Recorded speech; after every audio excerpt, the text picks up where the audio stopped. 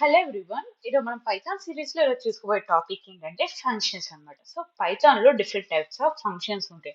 అసలు ఫంక్షన్స్ అంటే ఏంటి, అసలు వాటిలో డిఫరెంట్ టైప్స్ ఏంటి, మెయిన్ ఫంక్షన్స్ అనేది ఈ వీడియోలో చెప్తున్నాను.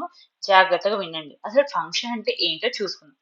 Function is a block of code and reusable code అన్నమాట. So it is an function అనేది ఒక బ్లాక్ ఆఫ్ కోడ్ అన్నమాట. అండ్ కోడ్ అనేది reusable and that perform specific task ని పర్ఫామ్ చేయటానికి మన ఫంక్షన్స్ వాడతాం అనమాట. ఒక టాస్క్ ని పర్ఫామ్ చేయటానికి మన ఫంక్షన్ అనేది యూజ్ చేస్తూ ఉంటాం. మీకు అర్థమైంది కదా. అసలు ఫంక్షన్ డెఫినేషన్ ఏంటంటే function is a block of reusable code that performs a specific task. ఒక స్పెసిఫిక్ టాస్క్ ని పర్ఫామ్ చేయడానికి మనం ఫంక్షన్ ని యూజ్ చేస్తాం. And it is an reusable code. మీ ఒక్క లైన్ గుర్తుపెట్టుకుంటే ఇట్ ఈస్ ఎనఫ్ అనమాట ఫంక్షన్ అంటే ఏంటో. నెక్స్ట్ ఏంటి, డిఫైనింగ్ ఏ ఫంక్షన్. మనం ఒక ఫంక్షన్ డిఫైన్ చేయాలంటే మనం ఎలా డిఫైన్ చేస్తాం, డిఎఫ్ అని పెట్టి డిఫైన్ చేస్తాం అనమాట. సపోజ్ మీకు ఈ ఎగ్జాంపుల్ చూసుకుంటే ఇక్కడ ఏంటి, ఓకే నేనేమి ఇచ్చా, డెఫ్ అని ఇచ్చా. డెఫ్ ఇస్ నథింగ్ బట్ డిఫైనింగ్ అని గ్రీట్ అని ఇచ్చా. సో ఈ గ్రీట్ అనేది ఏంటి, గ్రీట్ అనేది ఒక ఫంక్షన్ అనుకోవచ్చు. అది యూజర్ డిఫైన్ ఫంక్షన్ అనమాట. యూజర్ డిఫైన్ ఫంక్షన్ అంటే ఏంటో అనుకోవచ్చు. అంటే మనకి నచ్చినట్టుగా, అంటే యూజర్ అంటే క్లయింట్ అనేది వాళ్ళకి నచ్చిన విధంగా వాళ్ళకి ఇష్టమైన పేర్లు పెట్టుకోవచ్చు అనమాట. ఓకేనా. సో ఇప్పుడు రన్ చేసి చూసాం, ఏం అవుట్పుట్ రాదు చూడండి. ఎందుకని రాదంటే మన ఫంక్షన్ ని కాల్ చేయాల. సపోజ్ మనల్ని ఎవరైనా పేరు పెట్టి పిలిస్తేనే కదా మనం రెస్పాండ్ అయ్యేది. అదే విధంగా ఫంక్షన్ ని కూడా పేరు పెట్టి పిలిస్తేనే అది రెస్పాండ్ అయ్యేది అనమాట. చూసారా, మనం ఇక్కడ గ్రీట్ అని పిలిచాం. దీన్ని కాలింగ్ ఏ ఫంక్షన్ అంటాం అనమాట. సో మనకి ఫంక్షన్ ని కాల్ చేయబట్టి మనకు అవుట్పుట్ వచ్చింది. అదే ఫంక్షన్ ని కాల్ చేయలేదు, అవుట్పుట్ ఏమైనా వచ్చిందా? This is about calling A function. So greet అనే పెట్టాలంటే అవసరంలా. సో మనం ఏమైనా పెట్టుకోవచ్చు, వెల్కమ్ అవసరంలా. ఏమంటాం, సపోజ్ ఏబిసి అని పెడదాం అనుకోండి, ర్యాండమ్ గా ఏ నెంబర్ ఏ పేరైనా పెట్టుకోవచ్చు. ఓకేనా. It is an user define function. So ఇక్కడ ఏం వాడతామో దాన్ని పిలవాలి. సో మీకు ఇక్కడ సి తీసేస్తాను. చూడండి ఏం వచ్చింది output. Name error, name AB is not defined. అంటే ఇక్కడ ఏబి అనేది నాట్ డిఫైన్ కాలేదు. సో మనం ఎందుకు డిఫైన్ కాలేదు, ఎందుకంటే ఇక్కడ నేను ఏబిసి ఇచ్చా, ఇక్కడ ఏబి ఒకటే ఇచ్చాను. సో ఇక్కడ మళ్ళీ సి ఇచ్చాను. నేను చెప్పినట్టు ఇక్కడ ఏమి ఇస్తామో అదే విధంగా ఇక్కడ ఇవ్వాలి. అప్పుడే సంపూర్ణంగా కాల్ అయినట్టు ఫంక్షన్. ఓకేనా. నెక్స్ట్ వచ్చి ఫంక్షన్ విత్ ఆర్గ్యుమెంట్స్. అసలు ఫంక్షన్స్ విత్ ఆర్గ్యుమెంట్స్ అంటే ఏంటి, ఫస్ట్ ఆఫ్ ఆల్ చూస్తున్నాం.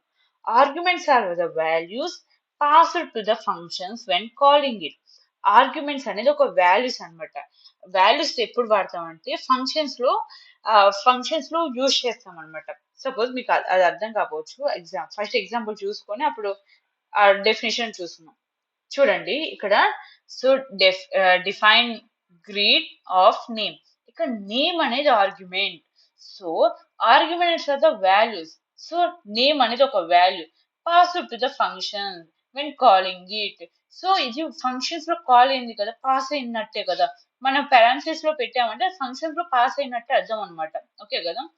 So arguments are the values passed to the function when calling it. So నేను డెఫ్ అని ఇచ్చా, డిఫైన్ గ్రీట్ ఆఫ్ నేమ్ అని ఇచ్చి ప్రింట్ హలో నేమ్ అని ఇచ్చా, గ్రీట్ దివ్య అని ఇచ్చా. చూసారా, ఇప్పుడు రన్ చేసి చూస్తే ఏం వచ్చింది, హలో దివ్య అని ప్రింట్ అయింది. అంటే హలో, ఇక్కడ నేమ్ ప్లేస్ లో, ఇప్పుడు నేమ్ ప్లేస్ లో దివ్య అనేది స్టోర్ అయింది అనమాట. సో మీరు అదనే కాదు. ఓకే ఇప్పుడు చూడండి, హలో ఓకేనా. అట్లా ఏదైనా ఇచ్చుకోవచ్చు. This is about argument. ఇక్కడ మీరు ఆర్గ్యుమెంట్ అంటే నథింగ్ బట్ నేమ్ అనమాట. నేమ్ అనే కాదు, ఏదైనా ఇవ్వచ్చు అనమాట. సో సెక్షన్ వచ్చి సెక్షన్ అనుకుందాం. ఓకే. నెక్స్ట్ ఇక్కడ సెక్షన్ వచ్చి అంటే ఏ సెక్షన్ అనుకుందాం. ఏ సెక్షన్స్ ఉంటాయి కదా. Name error, name is not define. Okay sorry, ఇక్కడ నేను సెక్షన్ కూడా రాయటం మర్చిపోయాను. ఓకే చూసుకుందాం. ఇప్పుడు రన్ చేసి చూద్దాం. హలో ఏ అన్నట్టు ప్రింట్ అయింది అనమాట. సపోజ్ ఇక్కడ మన టెక్స్ట్ మారుద్దాం. యువర్ సెక్షన్ ఈజ్ ఈజ్ అని ఇచ్చి ఇప్పుడు మీనింగ్ఫుల్ సెంటెన్స్ గా ఫామ్ అయింది. Your section is a. ఓకేనా, ఇది ఒక ఆర్గ్యుమెంట్ అనమాట. మీకు ఎగ్జాంపుల్ అర్థమైంది కదా. సో నెక్స్ట్ వచ్చి ఫంక్షన్ విత్ రిటర్న్ వాల్యూ అంటే ఏదో చూసుకున్నాం. అసలు రిటర్న్ అంటే ఏంటి? The return keyword is used to send back a result from the function. So it is used to send back a result అనమాట. రిజల్ట్ ని సెండ్ బ్యాక్ చేసి దీని నుంచి ఫంక్షన్ నుంచి రిజల్ట్ అనేది సెండ్ బ్యాక్ చేయటాన్ని రిటర్న్ అంటాం అనమాట.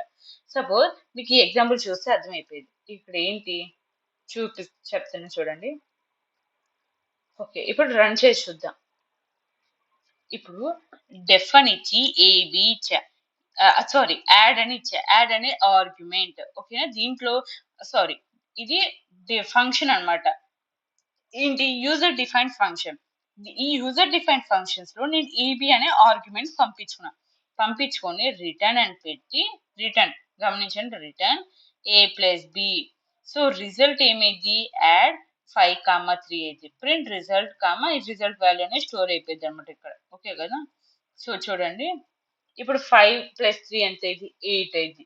సో 8 అనేది రిటర్న్ అయ్యిద్ది అనమాట, రిటర్న్ అయ్యి ప్రింట్ అయ్యిద్ది అనమాట. సో ఇక్కడ ఏంటి చెప్పుకొస్తుంది ఏంటంటే the return keyword is used to send back the result from the function నుంచి దేనికి పంపిస్తుంది, send back the result from function, send back the result from the function అనమాట. ఓకే కదా. So this is about return అనమాట. ఓకేనా. Next ఏంటి, type of arguments అంటే ఏంటి. సో ఇక్కడ పొజిషనల్ అంటే based on order, keyword based on the name, default అంటే pre defined value.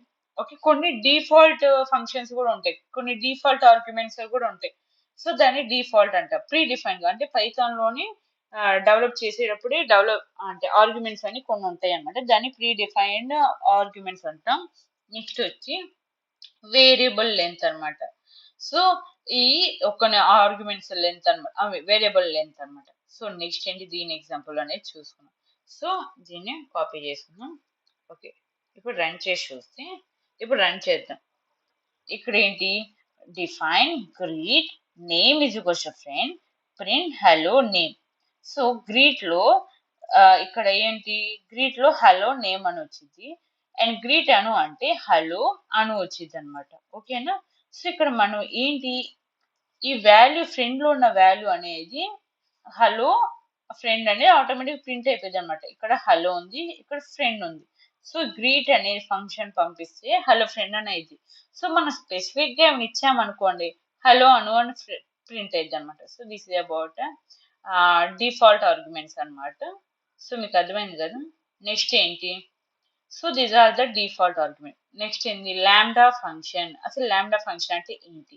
A lambda function is a short one line a lambda function is a short one line anonymous function. So it is in a short function అనమాట, one line anonymous function అనమాట. So syntax ఇది lambda argument and ఇక్కడ మనం expression అనేది ఇస్తాం. So expression can be anything అన్నమాట. చూడండి ఇక్కడ. సో ఇప్పుడు రన్ చేసి చూస్తున్నాం. ఇప్పుడు ఏంటి, స్క్వేర్ ఇచ్చి లాంబ్డా ఎక్స్ అని ఇచ్చి X into X power X అని అర్థం అనమాట. సో ప్రింట్ స్క్వేర్ 5 అని ఇచ్చాం. స్క్వేర్ ప్లేస్ లో చూడు ఇక్కడ స్క్వేర్ వాల్యూ 5 అయింది అనమాట. ఇక్కడ 5 అని ఇస్తే ఇక్కడ ఎక్స్ వాల్యూ 5 అయ్యి 5 పవర్ 5 ఎంత, అవుట్పుట్ 25 వచ్చింది. సో మీరు అది కాదు, మీరు 50 ఇచ్చామనుకోండి, 50 పవర్ 50 ఎంత, 2500. 50 కాదు, మీరు ఏదైనా 90 ఇచ్చామనుకోండి, 90 పవర్ 90 ఎంత, 8100 అనమాట. సో లాంబ్డా ఇది ఒక ఎక్స్ప్రెషన్ అనమాట. సో మీకు అర్థమైంది కదా. It is an function of short one line. చూసారు, ఇక్కడ ఫంక్షన్ అనేది ఒక లైన్ తో అయిపోయింది, ఒక లైన్ తో రాసేసాం, ఇంకో లైన్ తో ప్రింట్ చేసాం అనమాట. This is about lambda function అనమాట. నెక్స్ట్ ఏంటి ఎగ్జాంపుల్ అని చూసాం. నెక్స్ట్ ఏంటంటే ఎన్యూమరేట్ ఫంక్షన్ అనమాట. ఓకేనా. So ads A counter index to the iterable. ఓకేనా, ఎన్యూమరేట్ అనమాట. సో ఇది ఏంటంటే యాడ్స్ ద కౌంటర్ ఇండెక్స్, అంటే ఇండెక్స్ ని యాడ్ చేయటాన్ని ఇటరబుల్ అంటాం అనమాట. ఎట్ ద ఇటరబుల్ అంటే లిస్ట్ లో లాగా ఎన్యూమరేట్ ఫంక్షన్ అన్నమాట. సో దీని కూడా ఎగ్జాంపుల్ చూసుకుంటే అర్థమైపోయేది.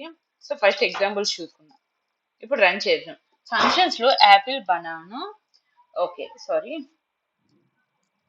ఇప్పుడు రన్ చేసి చూద్దాం కరెక్ట్ గా ప్రింట్ అవ్వాలి. ఓకే, ఇప్పుడు ఫ్రూట్స్ లో యాపిల్ బనానా చెర్రీ ఇచ్చాం.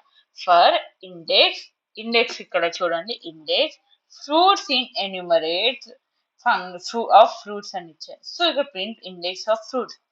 సో ఇండెక్స్ అని ఇచ్చి ఫ్రూట్ ఇన్ ఎన్యూమరేట్ అని ఫ్రూట్స్ అని ఇచ్చారు. అంటే print index of fruits. So ఇక్కడ 3 ఉన్నాయి. అంటే ఎన్యూమరేట్ అంటే సో ఇండెక్సింగ్ వాల్యూ బట్టి అన్నిసార్లు ప్రింట్ అయ్యిద్దని అర్థం.